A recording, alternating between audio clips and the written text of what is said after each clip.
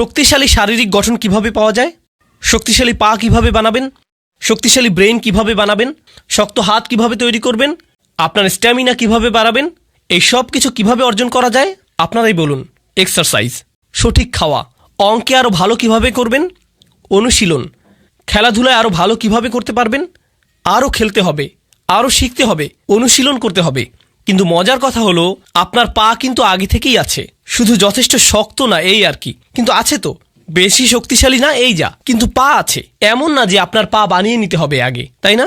আপনাকে শুধু পায়ের ব্যবহার বাড়াতে হবে, দৌড়াতে হবে, যত দৌড়াবেন ততই শক্ত হবে, ততই স্ট্যামিনা বাড়বে। আপনার ফুসফুস তো আগে থেকেই আছে, কিন্তু ধারণ ক্ষমতা যথেষ্ট নেই। ট্রেডমিলে 3 মিনিট দৌড়ানোর পরেই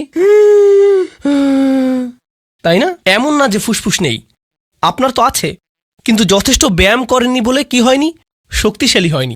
তাহলে কোরআনের যুক্তিটা হবে আপনার মধ্যে ইতিমধ্যেই কিছু হিকমা আছে, কিন্তু সেটাকে কি করেননি, শক্তিশালী করেননি, সেটাকে সেভাবে ব্যবহার করেননি, অ্যাক্টিভেট করেননি, প্রয়োগ করেননি। আল্লাহ যা দেন সেটার যথাযথ ব্যবহার না করলে দুর্বল হয়ে যায়। আল্লাহ আমাকে চোখ দিয়েছেন, একটি চোখ টেপ মেরে বন্ধ করে রাখি 6 মাস, গ্যারান্টি দিয়ে বলতে পারি সেই চোখটি অন্ধ হয়ে যাবে। ব্যবহার না করলে হারাবেন। যেসব রোগী কোমাতে পড়ে থাকে 6 মাস বা বছর যাবৎ, সুস্থ হবার পর দাঁড়াতে পারে না, কারণ মাসল অ্যাট্রফি হয়ে গেছে, পেশিগুলোর ব্যবহার করা হয়নি। তাই আল্লাহ আমার ভেতরে কিছু একটা দিয়েছেন, ভালো সিদ্ধান্ত নেবার ক্ষমতা দিয়েছেন, আমাকে আগে থেকেই দিয়েছেন, কিন্তু সেটার ব্যবহার আমি করছি না। আর যত কম ব্যবহার করব সেই ক্ষমতা ততই দুর্বল হতে থাকবে। এভাবে চললে একসময় নিজেকে বলে বসবো আমার তো সেই সক্ষমতাই নেই, আমি তো এটা করতেই পারি না। আর ইদানিংকালে সবচাইতে ভয়ানক বেদনাদায়ক উদাহরণ যা আমি দেখি তা হলো তরুণ যুবকেরা আমার কাছে এসে বলছে, উস্তাদ কিছু একটা বলে আমাকে অনুপ্রাণিত করুন। 3 ঘন্টা লেকচার দিলাম, এরপর একজন এসে বলছে, উস্তাদ আমাকে মোটিভেট করে কিছু বলুন না দয়া করে। এতক্ষণ তাহলে আমি কি করছিলাম, পাকোড়া বানাচ্ছিলাম? এগুলো কি করছিলাম আমি তাহলে? কিন্তু এরপর নিজে নিজেকে প্রশ্ন করলাম, যখন ওরা বলে যে আমাদের মোটিভেট করুন বা আমার মোটিভেশন দরকার, প্লিজ কিছু বলে আমাদেরকে অনুপ্রাণিত করুন, এরপর দেখুন এই যে এখন তো ইসলামিক মানে ইদানিংকালে মানুষ কিভাবে ইসলামকে গ্রহণ করছে, কিভাবে আমরা ইসলাম শিখছি 30 সেকেন্ডে টিকটক মোটিভেশন দেখে, তাই না? বলুন আসলেই কিনা? মুফতি মেঘ কিছু একটা বলবেন বা আমি কিছু বলবো বা আরেকজন কিছু একটা বললো আর আপনি মোটিভেটেড হয়ে গেলাম, এমনটাই না? এরপর আবার ডিমোটিভেটেড হয়ে যায়, আমার আবার মোটিভেশন লাগবে। জানেন এসব কি? এই সবই আসলে হিকমতের স্বল্পতা। কেন বলছি এটা হিকমত স্বল্পতা? এর অর্থ হলো আমার নিজের ভেতরেই কোনো প্রকারের অনুপ্রেরণা নেই, যেন আমার ভেতর দৃঢ় ইচ্ছাশক্তির সক্ষমতাই নেই। অন্য কাউকে সেই ইচ্ছাশক্তি দিয়ে আমাকে ধাক্কাতে হবে। অন্য কেউ এমন না করলে আমি নিজে আগাতে অক্ষম। আমার অন্য কারো অনুপ্রেরণা দরকার, অন্য কারো আমাকে ধাক্কানো দরকার। আমি নিজে নিজে ভাবলাম যে আল্লাহ যখন কোরআনে আসহাবুল কাহাফদের কথা বলেন, গুহার ভেতরকার সেই যুবকদের কথা বলেন, তাদের অনুপ্রেরণা কে ছিল? কে অনুপ্রেরণা দিয়েছিল? কি বলেছিল সে? আরে আজকে আমার সেই খারাপ লাগছে। কেউ ভালো কাউকে চেনো? দাঁড়াও পাহাড়ে উঠতে উঠতে দেখি টিকটকে কোনো মোটিভেশনাল ভিডিও পাই কিনা। পাহাড় বেশি উচ্চ তো এজন্য। তাদেরকে কি মোটিভেট করেছিল? তাদের ভেতরেই শক্তিশালী এমন কিছু ছিল যা দিয়ে পুরো সমাজকে তারা চ্যালেঞ্জ করেছিল, সেই তরুণ বয়সেই, তাই না? বলুন, এমন না যে আসমান থেকে কিছু একটা নেমে এসেছিল বা তারা নবী হয়ে গিয়েছিলেন। তারা তো শুধু সাধারণ কিছু তরুণ ছিলেন, একদম সাধারণ যুবক, কিন্তু তারা মোটিভেটেড ছিলেন। মোট কথা আমি যা বলতে চাচ্ছি তা হলো কোরআনের শক্তিশালী যে কথা বলা হচ্ছে তা হলো মৌলিক হিকমা, মৌলিক জ্ঞান, মৌলিক ভদ্রতা, সঠিক কাজ করার ক্ষমতা, এই সবই আপনার মধ্যেই আছে, আগে থেকেই আছে। আরেকটা জিনিস বলবো আপনাদেরকে, কিছুদিন আগেই বলেছিলাম আরেকবার, ইদানিং আমি বেশ ফিল্টার্ড হয়ে গেছি, মানে আগের মতো আর ভদ্র নেই আমি, এটা কাজেই লাগছে বেশি। এমন না যে আমি অভদ্র, মানে সরাসরি বলি আর কি। তো একজন তরুণী এলেন আমার কাছে, তখন জার্মানিতে ছিলাম। তো প্রোগ্রামের পর তিনি এসে বললেন, উস্তাদ আমরা কেন নারী নেতৃত্ব নিয়ে কথা বলি না? নারীদের নেতৃত্বে থাকা উচিত, তাদেরও নেতৃত্বের অধিকার আছে, আমরা কেন এটা নিয়ে আলোচনা করি না? আমি তাকে বললাম, তুমি আমার মেয়ের বয়সী, তাই আমি তোমার সাথে আমার মেয়ের মতো করেই কথা বলবো, ঠিক আছে? সে বলল, হ্যাঁ ঠিক আছে। তখন আমি বললাম, তুমি নিশ্চিত তো কোনো সমস্যা নেই? আমি কিন্তু নিজের মেয়েকে যেভাবে বলি সেভাবে বলবো। সে বলল, হ্যাঁ বলুন। তো আমি বললাম, আচ্ছা আমি পুরো পৃথিবীতে এমন মহিলাদের চিনি যারা নিজেরা নেতৃত্বে আছেন, আমি $multi-million কোম্পানি চালাই এমন মহিলাদেরও চিনি, 10,000 কর্মচারী আছে এমন মহিলাকেও চিনি, এমন মহিলাকেও চিনি যিনি বিশ্বজুড়ে শত হাজার মানুষের খাবারের ব্যবস্থা করেন, হাসপাতাল চালান এমন মহিলা চিনি, সরকারে আছেন এমন মহিলাদেরও চিনি, বিশ্বে এমন এমন মহিলাদের আমি চিনি। আর জানো তাদের সবার মধ্যে কমন বিষয়টি কি? তারা কখনোই নেতৃত্ব নিয়ে কথা বলেন না, শুধু কাজ করে যান। তো এখন এই উপদেশ সমস্ত পুরুষ মহিলাদের প্রতি, আপনি কিছু বলতে চান নাকি কিছু করতে চান? যত বেশি বলেন আপনাদের জন্য নেতৃত্ব কত গুরুত্বপূর্ণ সেটা নিয়ে যদি শুধু কথা বলে যেতে থাকেন, তবে 10 বছর পরও এটা নিয়ে কথাই বলতে থাকবেন। যতক্ষণ না পর্যন্ত আপনি খুঁজে বের করে নিচ্ছেন যে কিসের নেতৃত্ব দিতে চান। অন্য কেউ এসে দরজা মেলে ধরবে আর আপনি হেঁটে চলে যাবেন, এমনটা ভাবলে হবে না। আপনার সামনে যদি পাহাড় থাকে, কোনো রাস্তা না থাকে, বেয়ে ওঠা শিখে নিন। এটাই হচ্ছে নেতৃত্ব, বাধা অতিক্রম করা। আপনার সামনে দেয়াল আছে কি নাই পাত্তা দেবেন না, হয় মাটি খুঁড়ুন নইলে বেয়ে উঠুন। এভাবে এগুতে থাকেন।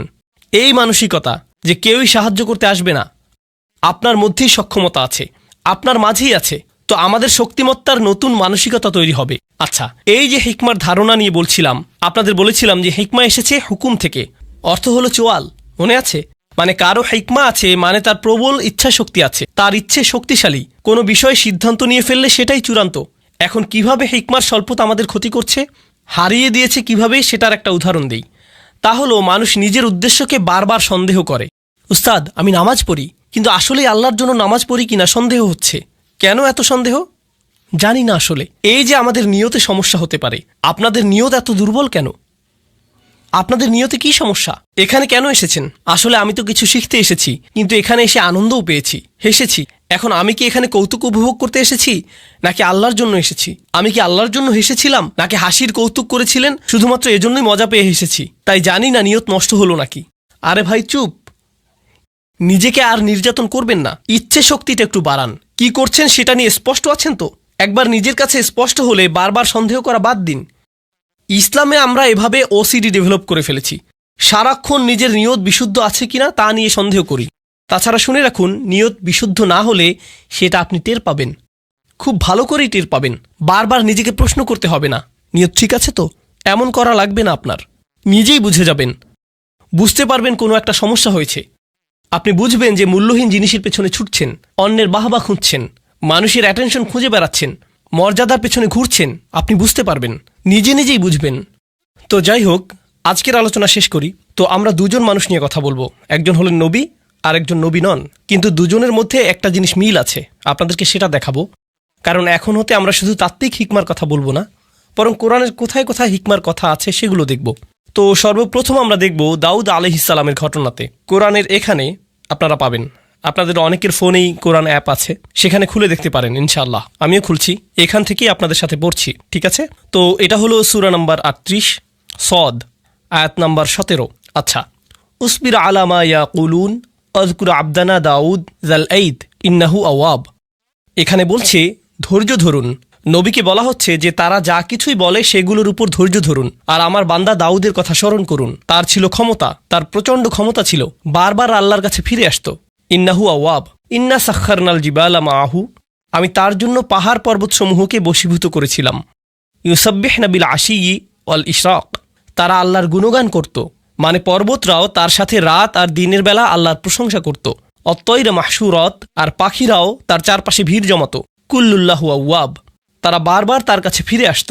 ওয়াশাদাদনা মুলকাহু, এই জায়গাটাতে আমাদের আলোচনার বিষয়বস্তু। আর আমি তাকে দিয়েছিলাম, তার রাজত্ব শক্তিশালী করেছিলাম। ও আতাইনাহুল হিকমা, আর তাকে দিয়েছিলাম হিকমত। যেহেতু আমাদের আলোচনাটাই হলো হিকমতের, তাই না? আল্লাহ বলছেন আমি তাকে শক্তিশালী করেছিলাম, তার রাজত্বকে, আর তাকে দিয়েছিলাম হিকমা। অফাসলাল খিতাব, আর তাকে দিয়েছিলাম সিদ্ধান্তমূলক বক্তব্য, শক্তিশালী বাগ্মিতা।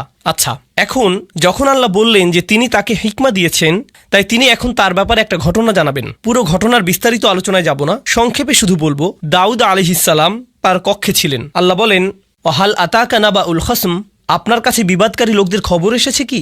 ইজ তাসাওয়ারুল মিহরাব, দাউদ আলাইহিস সালাম ছিলেন রাজা, আর রাজারা তো থাকে রাজপ্রাসাদে, আর রাজার কক্ষ সাধারণত প্রাসাদের একদম উঁচুতে থাকে, নিরাপদ স্থানে। তো যেখানে নামাজ পড়ে, তো তিনি তার কক্ষে ইবাদত করছিলেন।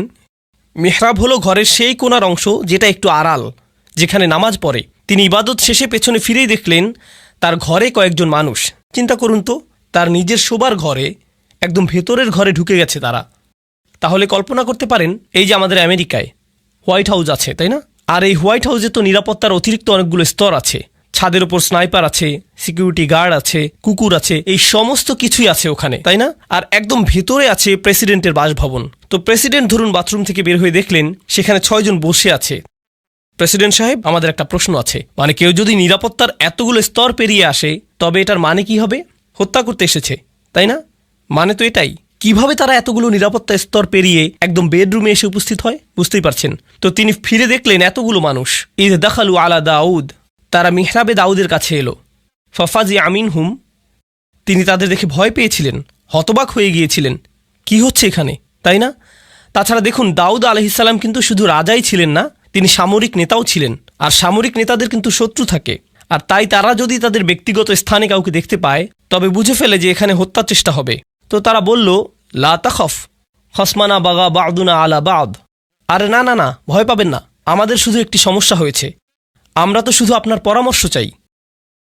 কোরআনের ঘটনাগুলো ভালোভাবে বোঝার জন্যে আমি যা করি তা হলো নিজেকে সেই অবস্থায় কল্পনা করি। এজন্য আমি কল্পনা করলাম যে এই যে এখানের প্রোগ্রাম শেষ করে আমার হোটেলে ফিরে গেলাম, আমার হোটেল রুমের বাথরুমে গিয়ে ফ্রেশ হয়ে নিলাম, এরপর বের হয়ে দেখি সেখানে আপনাদের 8 জন বসে আছেন আমার বিছানায়। উস্তাদ, তখন আপনার সাথে কথা বলার সুযোগ পাইনি। আমার একজন কাজিন এই হোটেলে কাজ করে, তাই একটি প্রশ্ন আছে। আপনি এক ভিডিওতে বলেছিলেন, আরে আমি তো ওখানে ভয়ে ভূত হয়ে যাব। বুঝতে পারছেন কীরকম ভয়ের পরিস্থিতি হবে সেটা?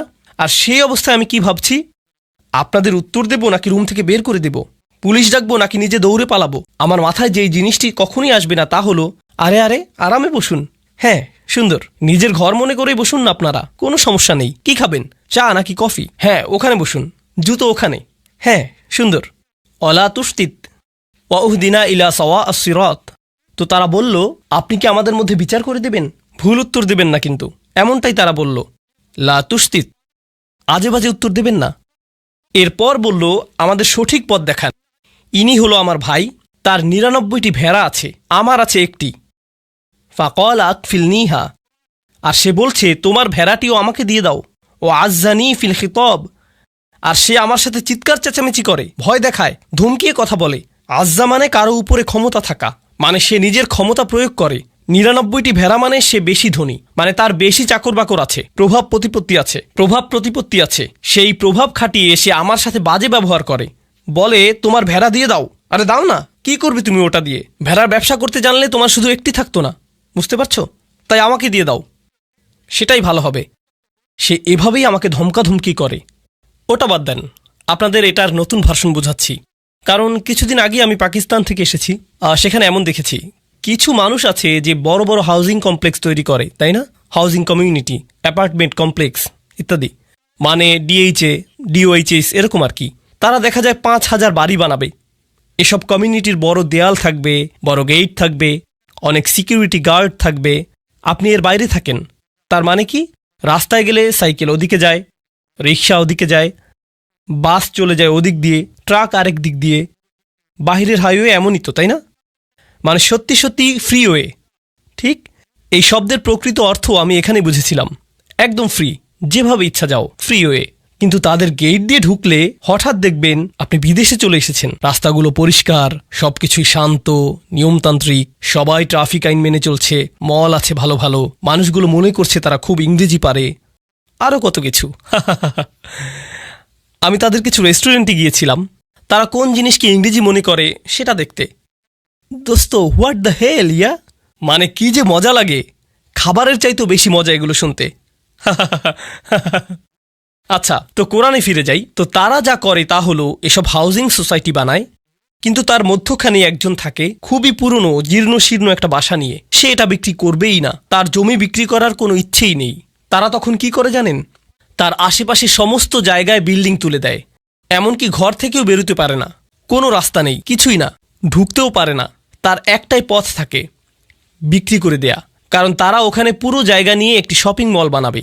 মানে কিছু মানুষ থাকে খুবই ক্ষমতাধর, অনেক টাকা তাদের, আবার কেউ কেউ থাকে তাদের কিছু সম্পদ আছে তবে কোনো ক্ষমতা নেই। একজনের 99টা আছে আর অন্যজনের কি একটি। যার 99টা আছে সে একজনওয়ালার উপর খবরদারি করে। সেটা পাকিস্তানে হয়, আমেরিকাতেও হবে, অস্ট্রেলিয়াতে হয়, বাংলাদেশে, জার্মানিতে হয়, পুরো পৃথিবীতেই এমন হয়, ঠিক না? কখনো সরকারও জনগণের সাথে এমন করে, তাই না? বিজনেস পার্টনার অন্য বিজনেস পার্টনারের সাথে করে, বড় ব্যবসা প্রতিষ্ঠানগুলো ছোট প্রতিষ্ঠানের সাথে করে, সব সময়ই হয়। এখন দাউদ আলাইহিসসালামের কথাগুলো শুনুন, এরপর আসলে আমি কথায় আসছি। এখন দাউদ আলাইহিসসালামের কথাগুলো শুনুন, এরপর আসল কথায় আসছি। দাউদ আলাইহিসসালাম বলছেন, আমি শুধুমাত্র আমাদের আলোচনার সাথে সম্পর্কিত অংশটি বলছি। ওয়া ইন্না কাসীরাম মিনাল খুলাতা লা ইয়াবগি বা'দুহুম আলা বা'দ। মূলত ব্যবসায়ী সম্পর্কে জড়িত আছে এমন বহু সংখ্যক মানুষ, আর প্রেক্ষাপট থেকে বুঝতে পারছেন যে কে কার সাথে জুলুম করছে। যার কাছে বেশি আছে সেই দেখা যায় তুলনামূলক দরিদ্রের সাথে জুলুম করে, ঠিক কিনা? আর যার ক্ষমতা আছে সে অন্যদের ভয় দেখায়। এটা সবখানেই হয়। খুলাতা এর মূল অর্থ হলো যেসব মানুষের জীবন একে অন্যের সাথে জড়িত। যেমন ধরুন পরিবার, তাই না? তো ধরুন কোনো এক পরিবারে একজন পিতা আর 6 জন পুত্র আছে, ঠিক আছে? এক পুত্র অন্যদের চাইতে বেশি ধনী আর রাজনৈতিক কানেকশনও আছে, বাকি ভাইদের এমনটা নেই। অথবা 2 জনের এরকম আছে, বাকি 4 জনের নেই। এখন উত্তরাধিকার সম্পদ গ্রহণের সময় আসলে বুঝতেই পারছেন কারা কারা তাদের অংশ সঠিকভাবে পাবে না, তাই না? কারণ যাদের ক্ষমতা আছে তারা যাদের ক্ষমতা নেই তাদের সরিয়ে দেবে, কিংবা তাদের হয়তো কিছুই দেবে না, ঠিক কিনা? তো এই ধরনের জিনিস তো ঘটেই। তাই দাউদ আলাইহিসসালাম বলছেন, অনেক ক্ষেত্রেই যেসব মানুষ একে অন্যের সাথে সংযুক্ত তারা একে অন্যের ক্ষতি করে থাকে। ঠিক এই বক্তব্যটা দিলেন তিনি। এরপর বললেন, ইল্লাল্লাযীনা আমানু ওয়া আমিলুস সলিহাত ওয়া কলিলুম মা হুম। তবে যারা ঈমান আনে আর ভালো আমল করে তারা ছাড়া, আর তারা সংখ্যায় কতই না কম। অর্থাৎ যারা আসলে ঈমানদার আর ভালো কাজ করে তাদের একটি চিহ্ন হলো যে তারা ব্যবসায়িক চুক্তি নষ্ট করে না। তিনি বললেন, কত কম তারা। দাউদের এই যে কথাটি চিন্তা করে দেখুন, আল্লাহ ব্যাখ্যা করে বলছেন হিকমা জিনিসটা কি। আল্লাহ শুধু বললেন, আল্লাহ দাউদকে কি দিয়েছেন? হিকমা। এখন লোকেরা তার কাছে এসে বলল, এই হলো আমাদের মামলা, আর তিনি বিচার করার আগে বললেন, আচ্ছা শুনুন, এরকম প্রচুর হয়। কিন্তু এটা যে প্রচুর হয় এই ধারণাটি দাউদ কোত্থেকে পেলেন? তিনি কি ওহী থেকে পেয়েছেন? কি মনে হয়? নাকি প্রচুর প্রচুর মামলা ঝামেলা থেকে অভিজ্ঞতা অর্জন করেছেন? তিনি প্রচুর সংখ্যক সমস্যা নিয়ে ডিল করেছেন। তিনি তো শাসক, বনি ইসরায়েলের সর্দার, তাদের নিয়েই তো তিনি থাকেন সারাক্ষণ। বহু বহু নজির দেখেন তিনি। আপনারা জানেন, আমার জীবনের সবচাইতে গভীর আর সূক্ষ্ম আলোচনা হয়েছে মিলিটারি জেনারেল, বিচারক আর আইনজীবীদের সাথেই।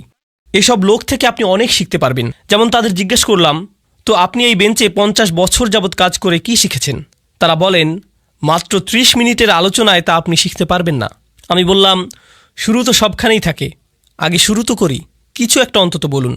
ঠিক এই ধরনের অভিজ্ঞ মানুষদের থেকে অনেক কিছু শিখেছি আমি। কোরআন এখানে করেছেটা কি অসাধারণ। কোরআন বলছে যে জীবনের অভিজ্ঞতাগুলো সেগুলোই আপনাকে শেখাবে। কি শেখাবে? প্রজ্ঞা। আর আল্লাহ যখন বললেন যে তিনি দাউদ আলাইহিসসালামকে হিকমা দিয়েছেন, এটাই তিনি বলেছেন, তাই না? আল্লাহ মূলত বলছেন যে তিনি দাউদ আলাইহিসসালামকে জীবনের বাস্তব অভিজ্ঞতা দিয়েছেন, যেগুলো তিনি শিখেছেন মানুষ কিভাবে চলে, সমাজ কিভাবে কাজ করে। এই প্রজ্ঞারই অংশ থেকে তিনি এই মামলা বুঝে নিচ্ছেন, মানুষের আচরণ বুঝছেন। বুঝতে পারছেন আমি কি বলছি? হিকমার পক্ষে অসাধারণ একটা উদাহরণ কিন্তু এটা। এখন এর আগে আপনারা হয়তো ভাবতেন হিকমা এমন কিছু যা আল্লাহর কাছ থেকে আসে, হয়তো আধ্যাত্মিক কিছু একটা, মানে আপনি খুব ইবাদত করলে হয়তো হিকমা চলে আসবে। এটাও কোরআনে আছে, যদিও এটা হিকমাতের আধ্যাত্মিক একটা অর্থ। কিন্তু এই আলোচনায় হিকমাতের ভিন্ন একটা স্তরের কথা এসেছে। মনে হয় যেন একেবারেই ধর্মনিরপেক্ষ একটা ব্যাপার, ধর্মের সাথে কোনো সংযোগই নেই যেন। কি এটা তাহলে? বিচারক হিসেবে তার কাজ, তিনি মানুষকে অনেক আজে বাজে কাজ করতে দেখেছেন, অনেক কিছু শিখেছেন, অনেক কিছু শিখিয়েছে এসব তাকে। আমার মতো কোরআনের একজন ছাত্রের জন্য এতে কি হয় জানেন? এতে কি হয়, যখন আমি কোরআনের ভেতর কোনো কিছু শিখছি, যেমন ধরুন এখন শিখছি তালাকের আয়াতটা, আগামীকাল আমরা তালাকের এই আয়াত নিয়ে কথা বলবো, কারণ এখানেও হিকমার প্রসঙ্গ এসেছে। সেটা বেশ মজার একটা আলোচনা হবে। তো যাই হোক, যদিও এরপরেই আমি চলে যাব। তো যাই হোক, কিন্তু এই বিষয়টা যে কারণে তুলেছি তা হলো, আপনি যখন তালাকের আয়াত দেখেন কিংবা যখন তালাকের কেসগুলো দেখেন, তালাক সম্পর্কিত বিচারকদের দেখেন যে তারা কি কি খেয়াল করেন, তাদেরকে বাস্তব জীবনের অবস্থাগুলো ভালোভাবে দেখতে হয়, সেখান থেকে শিখতে হয়। তাই যখন আমি তালাকের আয়াত পড়ি তখন আমি সত্যি সত্যি একজন ডিভোর্স অ্যাটর্নির সাথে কথা বলি, ম্যারেজ কাউন্সিলরদের সাথে কথা বলি, মনোবিজ্ঞানীদের সাথে কথা বলি, তালাকের অভিজ্ঞতা আছে এমন লোকদের সাথেও কথা বলি। বুঝতে পারছেন? এর কারণ এই আয়াতগুলো বুঝতে যে হিকমা প্রয়োজন সেটা তাদের আছে। কি ধরনের হিকমা আছে তাদের? জীবনের অভিজ্ঞতা। খোদ কোরআনেই দাউদ আলাইহিসসালামের মাধ্যমেই হিকমার এই ধরনকে স্বীকৃতি দেওয়া হয়েছে। দাউদ আলাইহিসসালামের হিকমা মূলত হলো জীবনের অভিজ্ঞতা। তো আমি যা বলছি তা হলো, কোরআন হিকমার সংজ্ঞায় বেশ বিস্তৃত পদ্ধতি নিয়েছে, আর আমরা এই সবগুলো উদাহরণ দেখব। হিকমার নতুন একটা দৃশ্য সম্পর্কে জানব। যেমন আপনাদের দাদা দাদিরা কিন্তু নিজেদের জীবনের অভিজ্ঞতা থেকে অনেক কিছুই শেখাতে পারেন। আমাদের সমাজের মুরব্বীরা তো হলেন হিকমার পুকুর, অথচ কেউ পাত্তা দিচ্ছে না। কি কি শিখলেন জীবন থেকে? এভাবে জিজ্ঞেস করে আমরা উপকার নিচ্ছি না তাদের থেকে। বিভিন্ন পেশার মানুষ আছেন যারা জীবন থেকে কত কিছু যে শিখেছেন, কত কিছুই না দেখেছেন। যেমন একটি হিকমতের কথা আপনাদের বলবো, যেটা আমার পক্ষে জানা অন্যভাবে সম্ভবই ছিল না। নেভির একজন জেনারেলের সাথে আমার একবার দেখা হয়েছিল। আমি বলবো না কোন নেভি, কিন্তু তাদের সাথে দেখা করেছি। সেই সময় আমি সূরাতুর রহমান নিয়ে গবেষণা করছিলাম। আর সূরা আর রহমানে আল্লাহ বলেন, মারাজাল বাহরাইনি ইয়ালতাকিয়ান বাইনাহুমা বারযাখুল লা ইয়াবগিয়ান, তাই না? তিনি দুটো সমুদ্রের কথা বলেছেন, যেই দুটো সমুদ্র মিলিত হয়। তার সাথে তিনি মুক্ত আর প্রবালের কথা বললেন। এরপর তিনি পাড়ি দেয়া জাহাজের কথা বললেন, লাহুল জাওয়ারিল মুনশাআতু ফিল বাহরিকাল আলাম। ঠিক এরপরেই তিনি বলেন, কুল্লু মান আলাইহা ফান, সবাই মারা যাবে, সবাইকে মরতে হবে। তো তিনি সাগর নিয়ে কথা বললেন, মৃত্যু নিয়ে কথা বললেন। আমি সবসময় ভাবতাম যে এখানে সাগর আর মৃত্যুর মধ্যে নিশ্চয়ই কোনো সংযোগ আছে। তাহলে যে সাগরেই জীবন পার করেছে তাকে জিজ্ঞেস করার চাইতে ভালো আর কি হবে? তাই আমি সেই জেনারেলকে জিজ্ঞেস করলাম, আপনি তো পুরোটা জীবন সাগরে পার করেছেন, এই আয়াত সম্পর্কে বলুন তো, এটা পড়লে আপনার কি মনে হয়? তিনি বললেন, শুনুন, যখন জাহাজ ডকইয়ার্ড ছেড়ে যায়, সেই নাবিক যখন জাহাজের ডেকে থাকে, তখন এমন একটা দিনও যায় না যে সে ঘুমোতে যাবার পূর্বে বা ঘুম থেকে উঠে প্রথমেই মৃত্যুর কথা মনে করে না। কারণ আপনি হয়তো ভাবছেন আশেপাশে পানি, কিন্তু সে সারাক্ষণই মৃত্যুই দেখতে পাচ্ছে। যে কোনো সময় সুনামি আসতে পারে, জাহাজ নষ্ট হতে পারে, কোনো কিছু আক্রমণ করতে পারে, কিছু একটা হয়ে নিচে ফুটো হয়ে যেতে পারে, মানে যে কোনো কিছুই হতে পারে। ঠিক তো তারা সারাক্ষণই মৃত্যুকেই যেন দেখছে। যে লোক তার জীবন সাগরে পার করে দিয়েছে, তার কাছ থেকে এই প্রজ্ঞা না পেলে আমি কিন্তু কখনোই সাগর আর মৃত্যুর মাঝে এই যে অসাধারণ সূক্ষ্ম সম্পর্ক, সেটা ধারণাই করতে পারতাম না। তারাই কিন্তু একদম নিজের অভিজ্ঞতা থেকে বুঝিয়ে দিতে পারবেন ওর মধ্যে সম্পর্কের কথা। এই গুরুত্বপূর্ণ জিনিসটাই আমি চাচ্ছিলাম আজকে আপনাদেরকে বোঝাতে। এই যে হিকমা আর জীবনের অভিজ্ঞতার মাঝে সম্পর্কটি, এটা কিন্তু কোরআনেই আছে। পরের ঘটনাটি হয়তো বলার সময় পাবো না আজকে, আচ্ছা তবুও একদম সংক্ষেপে বলি। এই দ্বিতীয় ঘটনাটি হলো আধ্যাত্মিক প্রজ্ঞা সম্পর্কিত, জীবনের অভিজ্ঞতা প্রসূত প্রজ্ঞা নয়। কি সম্পর্কিত? আধ্যাত্মিক হিকমা। তা কোরআন থেকে নয়, ওহী থেকে নয়, নবুয়ত থেকেও নয়, বরং সেটা আসছে লুকমানের উদাহরণ থেকে। আল্লাহ লুকমানকে হিকমা দিয়েছিলেন, কিন্তু সেই হিকমা কী ছিল? পুরো দুনিয়া সম্পর্কে চিন্তাভাবনা করার পর, জীবন নিয়ে ভাবার পর, একজন পিতা হবার পর যেই হিকমা লুকমানের এলো, তা হচ্ছে আপনাকে শুধু শুকরগুজার হতে হবে। আনিশকুরলিল্লাহ, শুকরগুজার হতে হবে আপনাকে। এখন যে কোনো বাবা মাই কিন্তু এটা জানেন, জীবন কি সহজ নাকি কঠিন? জীবন অনেক কঠিন। জীবনের প্রত্যেক ধাপই নিজস্ব এক কাঠিন্য নিয়ে আসে। সন্তান প্রতিপালন আরেক ধরনের কঠিন কাজ। বাচ্চাদের যখন বয়স বাড়ে, তাদের প্রত্যেক বয়সে জীবন নতুন নতুন জটিলতা নিয়ে হাজির হয়। আপনি ভাবছেন এখনই সবচাইতে কঠিন ধাপ, কিন্তু পরের বছর ভাবেন, আরে এই বছর তো আরো অনেক কঠিন। আপনি যখন ডায়পার বদলাচ্ছেন, তখন বলেন, হায় আল্লাহ, এই বাচ্চা এত ডায়পার কিভাবে নষ্ট করে, তাই না? কবে শেষ হবে এই কষ্ট? এই পিতামাতায় যারা একটা সময়ে ঘুমের অভাবে মরেই যাচ্ছিল, 2 ঘন্টা পর পর উঠতে হচ্ছে, ঢেকুর তুলে দিতে হচ্ছে, ন্যাপি পরিষ্কার করতে হচ্ছে, আরও কত কি। 19 বছর পর তারাই আবার বলেন, যখন তোর ডায়াপার পরিষ্কার করতাম সেই সময়টা মিস করি, তখনই তুই ভালো ছিলি, আর এখন তো জ্বালা সহ্য করতে হয়। নতুন পরীক্ষা। লুকমানের জীবন খুব সহজ ছিল না। তার জীবনের অভিজ্ঞতাগুলো তাকে আধ্যাত্মিক এক প্রজ্ঞা দিয়েছেন। কি সেই আধ্যাত্মিক প্রজ্ঞা? আল্লাহর প্রতি কৃতজ্ঞ হও। আর তিনি বলছেন, যেই কৃতজ্ঞ হবে, কি অসাধারণ হিকমা দেখুন, যেই কৃতজ্ঞ হবে সে মূলত কৃতজ্ঞ হয় কিসের জন্য? কি বলছেন তিনি? অমাইয়াশকুর ফা ইন্নামা ইয়াশকুরু লি নাফসিহি, যেই শুকরগুজার হবে সে তো নিজের কল্যাণেই শুকরগুজার হবে। ব্যাপারটা অসাধারণ। আমি যদি কৃতজ্ঞ বান্দা হতে পারি, তাহলে জীবনে সেগুলোতে আটকে থাকবো না, সেগুলো নিয়ে দুঃখ পেতে থাকবো না। আমার সাথে মন্দ কিছু হলে সেটা নিয়ে বারবার দুঃখ প্রকাশ করি না, সেটা দিয়েই জীবন আটকে রাখি না। জানেন কেন? কারণ আমি এর বদলে কি ধরেছি? কৃতজ্ঞতা। কৃতজ্ঞতা মানে জীবনে যা কিছুই অতীতে হোক না কেন, আমি সেটার ভালো দিকটি খুঁজি। ভালো দিক না খুঁজলে আপনি কখনোই কৃতজ্ঞ হতে পারবেন না, সেটা অসম্ভব। আর এখন যেহেতু আপনি ভালো দিকটি দেখা শুরু করেছেন, জীবনে যা কিছুই মন্দ হোক না কেন, ভবিষ্যতের ব্যাপারে আপনার দৃষ্টিভঙ্গি কেমন হবে? ইতিবাচক, পজিটিভ। কিন্তু নিজের জীবনের অতীতে ফিরে তাকালে, পেছনে ফিরে তাকালে যদি কখনো ভাবেন কত ভয়ানক ঘটনা ঘটেছে, কত কষ্ট পেয়েছেন, অনেক কঠিন ছিল ঠিকই, কিন্তু যদি সেটা নিয়েই পড়ে থাকেন, তাহলে কি ধরনের মানসিকতা গড়ে উঠবে? আমার সাথে এত খারাপ হলো, আর তো জীবনে কখনোই ভালো কিছু হবে না। আমার সাথে শুধু খারাপই হয়, সারাক্ষণ আমি বিপদে পড়তে থাকি, শুধু আমার সাথেই কেন এমন হয়? মনোভাব এভাবেই বদলে যায়। কারণ শকর নেই যে। কারণ যদি আপনার মাঝে শকর থাকতো, তবে কৃতজ্ঞতা বোধও থাকতো। শুকরগুজারি সবার আগে নিজের উপকার করে। অমা ইয়াশকুর ফা ইন্নামা ইয়াশকুরু লিনাফসিহি। কি অসাধারণ একটি হিকমত বলুন। এটা কিন্তু হচ্ছে আধ্যাত্মিক প্রজ্ঞা। এমনকি আমি তো বলবো এটা এক ধরনের মনস্তাত্ত্বিক প্রজ্ঞা। জানেন, আমেরিকাতে মানুষ ঘন্টায় $350 দিয়ে সাইকোলজিস্টের কাছে কি শুনতে যায়? আপনার কিছু পজিটিভ সাইকোলজি লাগবে। আমি কি শুধু সূরাতুল লুকমান পড়তে পারতাম না? আরে এমন করলে তো আমার অনেক টাকাও বাঁচত, আবার অনেক সোয়াবও পেতাম, তাই না? আর তাই হিকমার এই প্রথম অংশটি হলো আমার অভিজ্ঞতা নিয়ে কিভাবে চিন্তা করব আর আল্লাহ সম্পর্কে কিভাবে ভাবব। হিকমার দ্বিতীয় অংশে চলে যাই তাড়াতাড়ি, এরপর আজকের সেশন শেষ। আজকের এটাই শেষ বিষয়। লুকমান রাদিয়াল্লাহু আনহু তার ছেলেদের বললেন, কোনো পাপ কাজই ছোট নয়, এমনকি সবচাইতে ছোট কাজও আল্লাহ বের করে আনবেন। কোনো পাপ কাজই ছোট নয়। আমি যেই মূল বিষয়টি বলতে চাচ্ছি তা হলো যে কোনো পাপ কাজই কি নয়, ছোট নয়, এমনকি মাইক্রোস্কোপিক লেভেলের কাজও নয়, এমনকি পাথরের ভেতরে থাকলেও আল্লাহ বের করে আনবেন। ইয়াতি বিহাল্লাহ, আল্লাহ খুবই সূক্ষ্ম, আল্লাহ খুবই সুনির্দিষ্টভাবে করেন। আপনার পাপ কাজকে কখনোই ছোট করে দেখবেন না। আর তাছাড়াও আরও যোগ করি, এর বিপরীতে আপনার কিসের ক্ষমতাকেও ছোট করে দেখবেন না? ভালো কাজের। এমন ভাববেন না যে আরে এসব করে কী বা হবে, ইনফ্লুয়েন্সার তো আর হতে পারলাম না, লাখ লাখ ভিউ তো আর পেলাম না। বুঝতে পারছেন? এই আয়াতগুলো নিজেই পড়াশোনা করে দেখুন না, এখানকার আয়াতগুলো দেখলেই বুঝবেন। তিনি তার ছেলেদেরকে বলছেন, অন্যদের দিকে বাজেভাবে তাকাবে না, বিনয়ের সাথে চলাফেরা করো। তার পুত্রদেরকে বলছেন যে কোথাও যাবার সময়ে উদ্দেশ্য নিয়ে যেন যায়, উদ্দেশ্যহীন চলাফেরা যেন না হয়। অক্সিদ ফি মাশিক। আর তিনি তার ছেলেকে আওয়াজ নিচু করতে বলছেন, তার ক্রোধ নিয়ন্ত্রণ করতে শেখাচ্ছেন, ভদ্রতা শেখাচ্ছেন, তাই না? জীবনের উদ্দেশ্য শেখাচ্ছেন। সে ঘর থেকে বের হবার সময় যেন তার আসল উদ্দেশ্য থাকে, জীবন যেন অর্থবহ ও উদ্দেশ্যপূর্ণ হয়। এসব জিনিসের বেশিরভাগই তিনি তাকে নিজের চেহারার ভাবভঙ্গিও নিয়ন্ত্রণ করতে বলছেন। লা তুসঈর খদ্দাকা লিন্নাস, মানুষের দিকে গাল ফুলিয়ে তাকাবে না, মানুষের চেহারায় বিকৃত করবে না। বেশিরভাগ মানুষ কি মনে করে?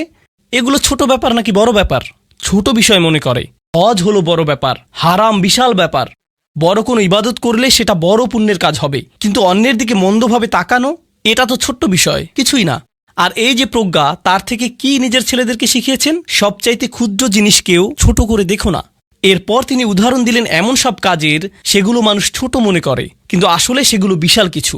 আল্লাহর চোখে সেগুলোও মূল্যবান। আপনি কিভাবে কথা বলেন, কিভাবে চলেন ফেরেন, আপনার মুখভঙ্গি কেমন, নিজের গলার স্বর কিভাবে ব্যবহার করেন, কি ভাষায় কথা বলেন সবার সাথে। ইন্না আনকারাল আসওয়াতি লা সাউতুল হামির। তিনি এই প্রজ্ঞা, এই আধ্যাত্মিক হিকমা শিখেছেন কিভাবে? কোনো ওহী থেকে কিন্তু তিনি এই হিকমা শিখেননি। এছাড়া মজার বিষয় হলো, অনেক মানুষ দেখবেন আপনারা যারা নিজেরা মুসলিম না হলেও লুকমানের উপদেশ মেনে চলে, তারা অন্যদের সাথে সদয় ভদ্র ব্যবহার করে, তারা উদ্দেশ্যপূর্ণ, তাই না? অন্যদের ছোট করে দেখেন না, তারা অন্য কারো উপর গলার স্বর উঁচু করে না। তাদের সব গুণ আছে। এই গুণগুলো তারা কোত্থেকে পেয়েছে? মাঝে মাঝে হয়তো মনে হয় এদের তো ইমানই নেই, তবুও কিভাবে ইসলামিক মূল্যবোধ পেল তারা? কারণ হলো হিকমাহ, সার্বজনীন বিষয়। কারণ হিকমাহ হলো সার্বজনীন বিষয়। আল্লাহ যাকে চান তাকে এটা দিতে পারেন। তো এর সাথে আজকের সেশন আমরা শেষ করছি ইনশাআল্লাহ। বারাকাল্লাহু লি ওয়া লাকুম। আসসালামু আলাইকুম ওয়া রাহমাতুল্লাহি তাআলা ওয়া বারাকাতুহু।